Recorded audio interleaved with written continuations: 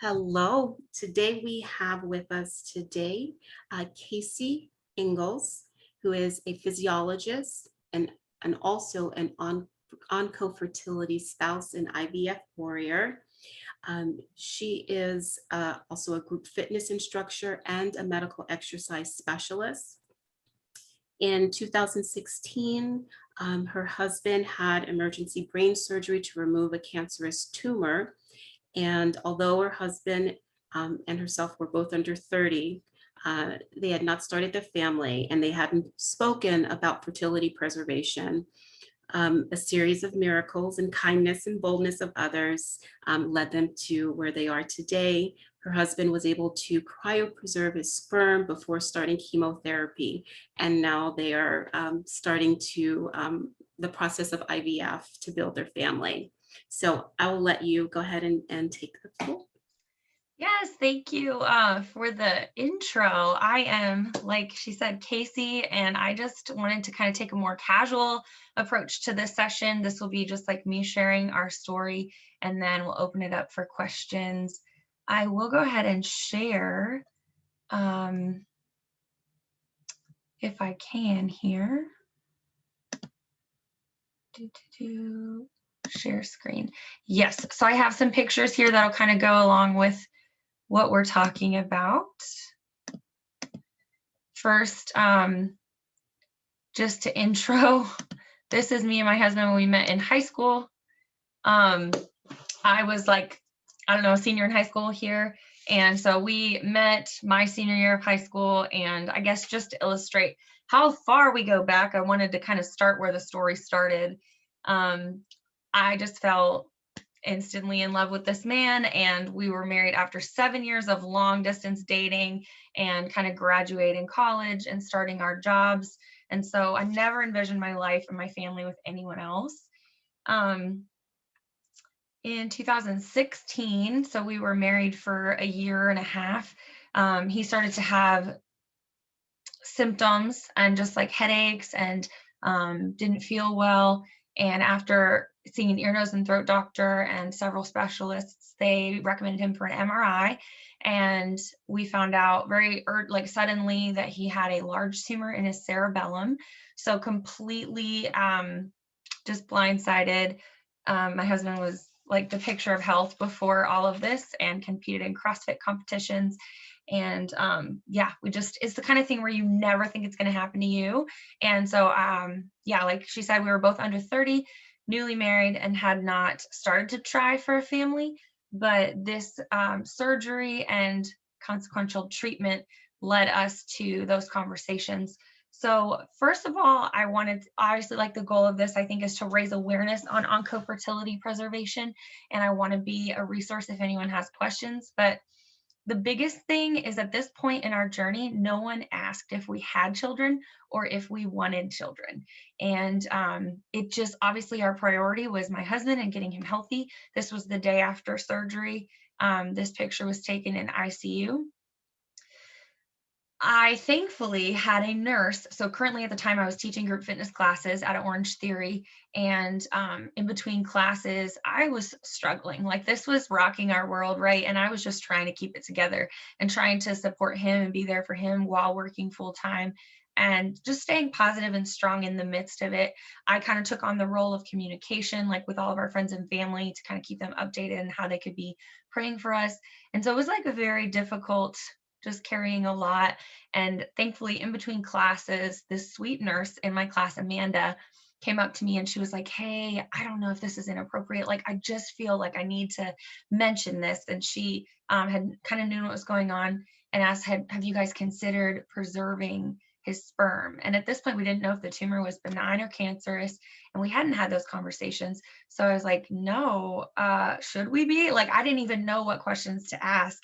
But in the instant that we found out about this diagnosis, I looked at it like our whole future was being like at risk of losing, obviously, him and the ability to have a family with him all together in one.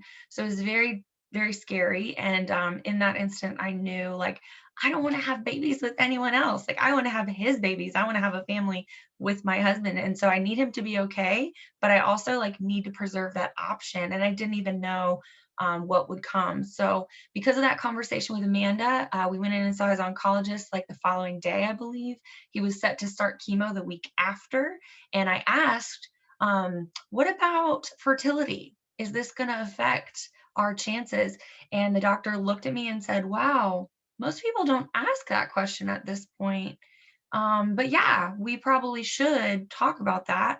So I'll let the nurse know, and we'll get you in with a fertility specialist, and will you preserve your sperm? He did not want to do this. This poor man was recovering from brain surgery, but I was like, please do it for me. And so it was a conversation that we had. And I'm so thankful that he did obviously go ahead and preserve his sperm in 2016.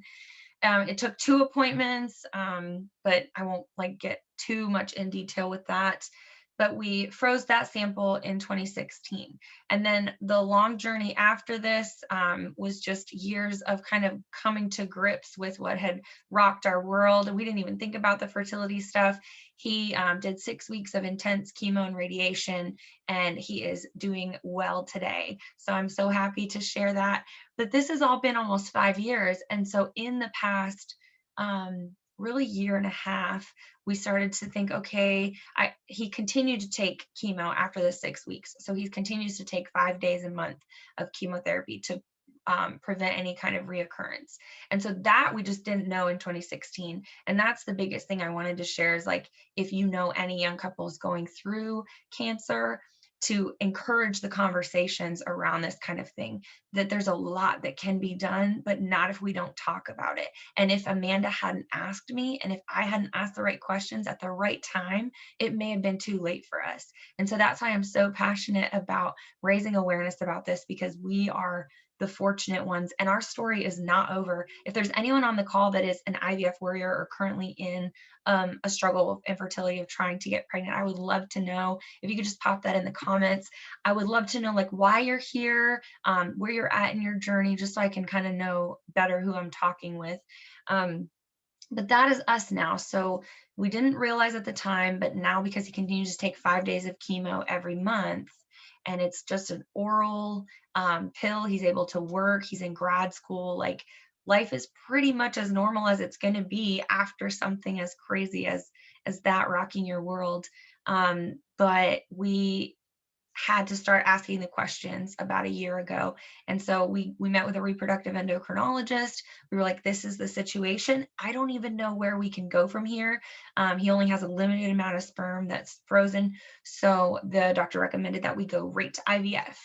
So then grappling with the cancer diagnosis and infertility at the same time, really, it's like one and the same, was really difficult. It's not a path that anyone would choose. And I think that's what we kind of have in common. I didn't feel like I belonged in the infertility community, but I didn't really know where I belonged. And I didn't know anyone else that had a similar story to us. And those like that negativity and feeling so isolated can be very isolating and very scary. So anyway, I don't want to get too lost in the details of our story, but just in the past 4 years since the surgery, there's been a lot of healing that has happened, a lot of counseling and rebuilding, and then also just kind of avoiding the subject of fertility until this past year. We decided to go ahead and start our process because we knew we were going to have to do IVF anyway. So kind of starting to ask those questions and get to the point where we were okay with this, or as okay as with it as you can be. And for me, working through the anxiety of the whole situation really meant taking those action steps and taking that empowering step of calling the fertility clinic and being like, hey, this is where we're at, just radically accepting the situation. And that would be one of my takeaways or encouragement if you are on the call and you're struggling with infertility for any reason, whether it's due to a cancer diagnosis or any other reason. Really, it's something that I think we all struggle to accept. And it doesn't matter the how that, you get to that point. But that's something that I found that I have in common with all infertility warriors. So I have finally been able to call myself infertile and be like, okay, yes, because of the circumstances, like we have to do it this way. Because my husband is still on chemo, that causes DNA cell replication, like division issues. So your hair, skin, and nails, anything that's rapidly growing, like sperm, the DNA confuses and it just doesn't grow. So that was one of his questions initially was like, could we get my sperm tested now after 4 or 5 years of chemo to see where we stand? And our reproductive endocrinologist was like, because we have this sperm sample from 2016, we wouldn't even go there. You know, it's not recommended medically for him unless he was off the medicine for 2 years for us to try naturally. Now, because we didn't ever try naturally and have any issues, we didn't expect for any issues. So I did my first egg retrieval in November of last year. And we thought, well, let's just fertilize 3 eggs because we wanted to be really conservative and not have 27. I ended up getting 27 eggs. We didn't want to fertilize all of them because we're very conservative. And so there's that whole moral dilemma. I think a lot of women of all different backgrounds are maybe sometimes uncomfortable with IVF because of all the unknown and like, where do I stand on things? So we decided to fertilize a conservative number, and none of them made it to blastocyst. So then we tried again the next month. We thawed some of my eggs, we thawed some of his sperm, and tried to make more blastocysts, and none of them made it. So then now we're getting concerned. And then in January, we were able to thaw 10 of my eggs. We lost 6 in the thawing process. We thawed some of his sperm. The lab did all of this, and we ended up with one precious baby embryo that I'm so excited about. But there are no guarantees, right? Like I said, we're still in the middle of all of this. This is the one thing that gives me a lot of hope that, okay, this might still work out. You know, I do get to have his babies, and that's my goal. So I'm doing another egg retrieval in June, actually preparing for that right now. Um, and we're just going to do this, you know, kind of navigate through it. It's just such an unusual circumstance. And so when I saw this expo and I just wanted to, I kind of was looking online for oncofertility preservation. There's nothing really out there. And I really just want to encourage like the questions that you can ask if you know of any young couples that are either partner going through cancer or have maybe in the past and preserved their fertility. Just that it's a totally different approach for someone in our situation. I have been overwhelmed with this of like a feeling of gratitude that I get to do this, that this isn't something that we don't have the option to do, you know? And I think a lot of people end up at IVF after trying everything and after getting so many negative pregnancy tests, when in our case, I was like fast tracked to IVF. So emotionally, that was kind of a lot. But then once we kind of wrapped our heads around it, we're like, okay, like God's making a way, we believe, and this is doable. And we just have to trust our doctors and trust the process.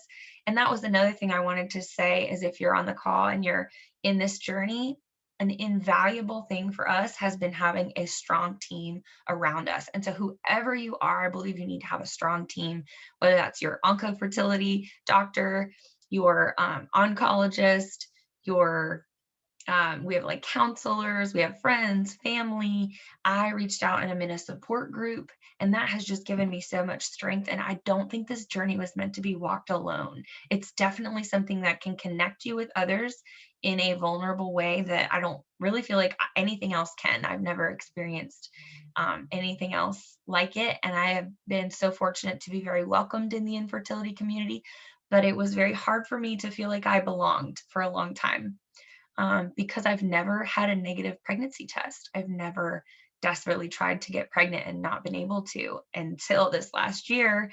And now we're starting this process. So it's a mix of a lot of things, right? But I just wanted to share our story that it's not conventional, but that it is another way that families are built. I've been so fortunate to find one other family through Facebook, actually. I joined an IVF support group and was kind of like posted our picture and shared, and someone was like, your story is my story, but in reverse. And I was like, what? Like I messaged her and we've connected. We've since FaceTimed and almost been in touch for like a year by now because her story is the opposite. She was the patient. She had a brain tumor. She had an emergency egg retrieval. And now her and her husband are going to thaw her eggs and do IVF. And there's really no other option for them. And it's just been so healing for me to find someone else, one person, right, in the whole world. And there's got to be others. And I just like want to raise awareness about this, because for oncofertility patients, it's about preserving options. CryoStork, I know, is a sponsor of this expo, and they've been an amazing partner, another member of our team. And we had them move Joel's sperm sample from the clinic that we initially banked at to Bethesda Fertility in Cincinnati. So that was a whole nother thing. We had to kind of find a clinic that we wanted to work with that took our insurance benefits, and then move the sperm sample, because in 2016, it was just kind of a frantic, like, we don't know where we're going to work, with them. I didn't even know how much they ended up getting. I called years later to be like, hey, at the time I was a little preoccupied, but now I'm wondering, like, did we get enough? Did we get a good size sample? Like, that was a whole other thing. So I guess for oncofertility preservation patients, just having the perspective, if you're a healthcare provider working with them, or if you're a friend or just an advocate, that there is this population of people out there who are just so fortunate to have their options preserved. And then also anyone that we can help, or ask the right questions to, or encourage them to ask the right questions before it's too late. Because in our situation, we didn't know how long the treatment would go on. We didn't know if my husband would be okay. And I'm so glad that he is. But it's just about preserving as many options as you can when you can, because cancer doesn't need to take anything more than it already does. It takes so much and it costs so much. And I'm just so thankful that in our situation, it didn't cost us the ability to have a biological family. So this is our one precious embryo, and we do our next retrieval next month. And then this is me and my husband in November. It just says, so we celebrate because the Lord has worked miracles for us. It's just a verse out of Psalms. We really believe that our life and our testimony has just been a series of miracles, and just the right things happening at the right time. And so even though we're still in the middle of this journey, I definitely wanted to encourage people to, one thing I tell myself is that God didn't bring you this far to drop you or to leave you, and I just really believe that if we stay on the course and stay optimistic and do all the things that we can, that it'll all work out. And we don't know what the outcome is going to be, but we are working to radically accept just the situation and make the best of it. So one more thing I wanted to say about oncofertility, just that finding out that a loved one has cancer is just one of the most devastating things in the world. And sometimes we're so lost in the moment that we don't even think, like, what could this mean later on? And so for younger cancer patients, I was just amazed that the medical care, that the doctors didn't ask. And I'm just so glad that we had somebody who was placed in my life at the right time to bring those questions up. So with that being said, I wanted to open up the floor for questions. I know I've gone 20 minutes. That's amazing to me. But if you have any further questions about me or our story or oncofertility preservation or CryoStork, I have not even looked at the chat. So I'll go to that.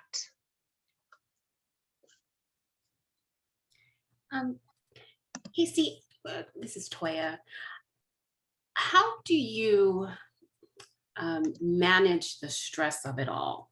I mean, you mentioned that, you're dealing with your husband and has, he's got this major thing he's dealing with. And now you're going through the IVF, which is a whole other, bag of stress. Like, how do you manage it?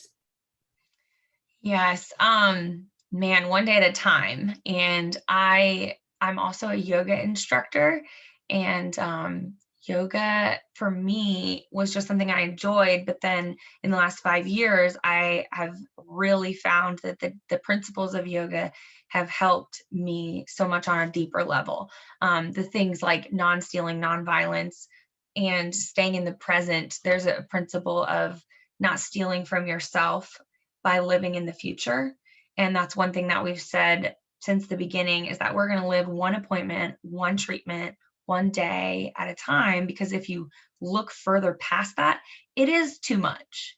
It's way too much for anybody to handle, and like even with the retrieval, I'm like, I just have to think about the one day of medication and just do what I'm supposed to do today, and trust that when we get to the end, it'll all work out, because you can't borrow sorrow from tomorrow.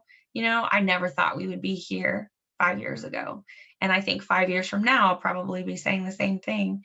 But that would be my encouragement to anyone if you're in this infertility journey for stress management, is just to stay in the present and not like look too far down the road, because I've realized that a lot of people in this community are pretty type A, and I definitely am. And it's very funny to me that this whole thing kind of breaks us of that, where we're like, I am not in control and I cannot be. And I think everyone has something like that in their life, but maybe for us, it's infertility.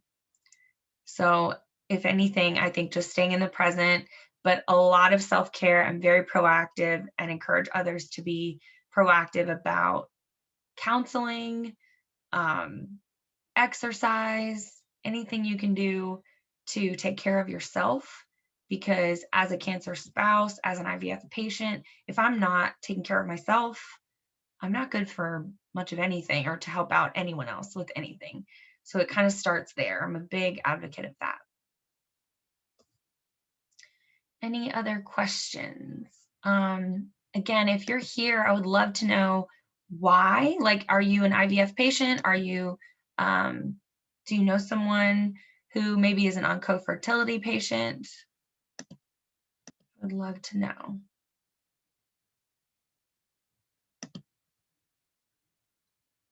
Just learned a lot in this journey. Did not know that cryopreservation was even a thing.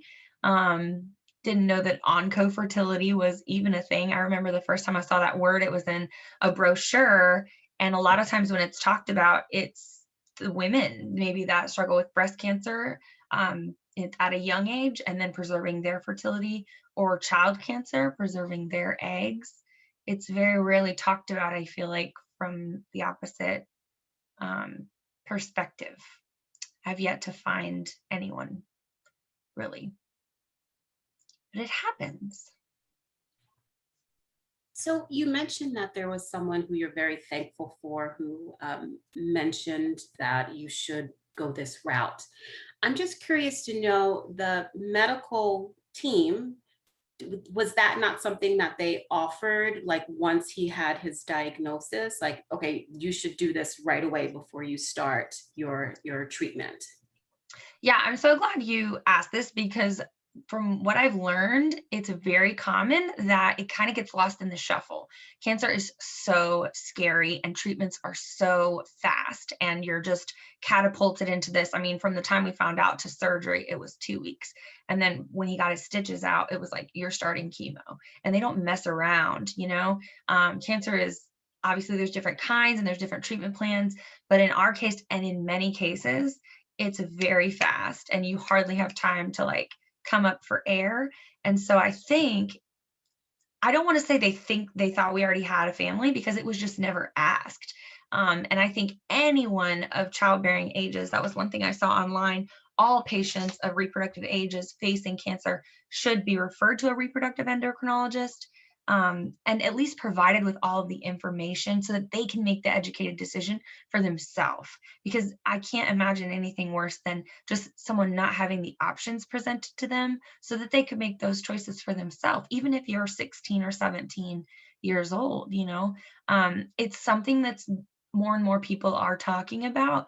But I want to be one of those people, because we're in this situation. I feel like I owe it to, I don't know, to just pay it forward, because if one person can like save their fertility options as a result of me sharing our story, like that would make it all worth it.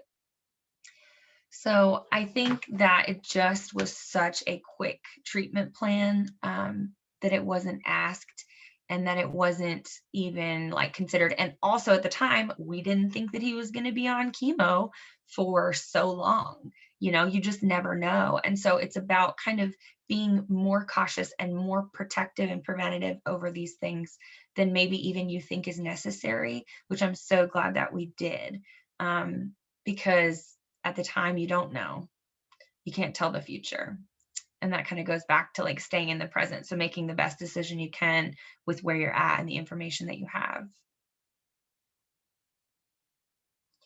I know that it's becoming more of like an item on people's checklists. And I know when we met with my reproductive endocrinologist, we were like, have you ever worked with a family like ours before? And what meant so much to us is that she was like not scared off or whatever. It was like, no, we've helped cancer families before. We've helped families like yours. And she kind of was like, gave me that confidence. Like she had a plan, she could work with this. He had a good sperm sample, and it would be just like figure outable. For me in the position of a spouse, it felt like, I don't know, this is way too much. Like, I don't know what way to go with all of this. And so having, again, a strong team of professionals that are on your side and that are working to kind of help the situation has meant so much.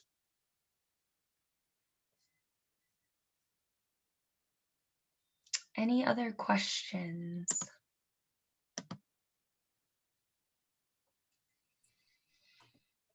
And Casey, have you shared your social media platform, or is there a website that people can go to if they want to reach out to you? Yes, I will put that in the chat if I can. But I am an exercise physiologist by trade, but on the side, I do wedding day yoga for brides and bridesmaids. So really that's the social media that I keep up with. And it is Momoga Events on Instagram and momoga.com. If anyone wants to connect or reach out, that is the best way.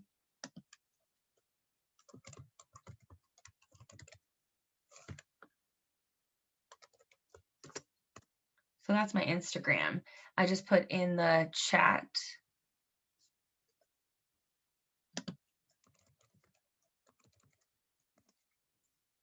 So I offer those sessions occasionally around Kentucky and Ohio.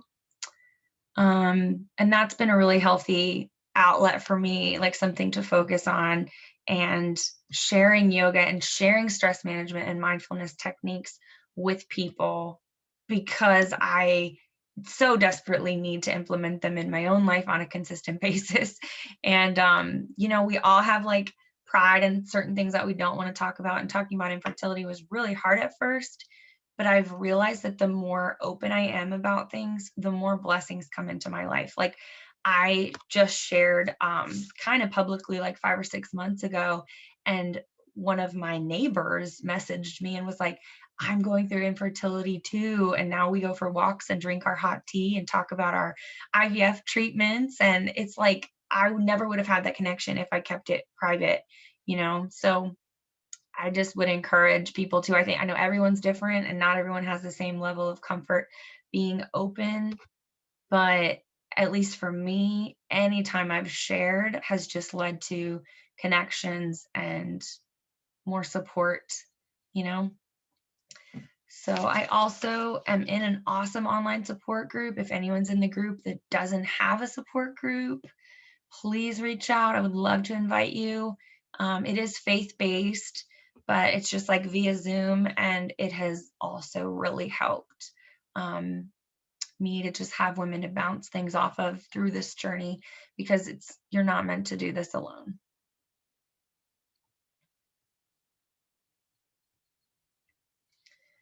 So thank you so much for the opportunity to share. And again, if you would like to reach out and connect, I am an open book. Casey, I'm sorry, there's one comment if you just want to address that before we sign off. I don't know, if you can see the chat box, or I can read it. I am having trouble. Could you read it? Oh, there it is. Says 6 years post endometrial uterine cancer, 6 eggs retrievals. Oh, God bless you. 4 frozen embryo transfers, 1 miscarriage, 2 chemical pregnancies, 2 full-blown cancer reoccurrences. Christina, I am so glad you're here. In our situation, we have not really even gotten to the point where we would face many of those things. So I can't even begin to understand.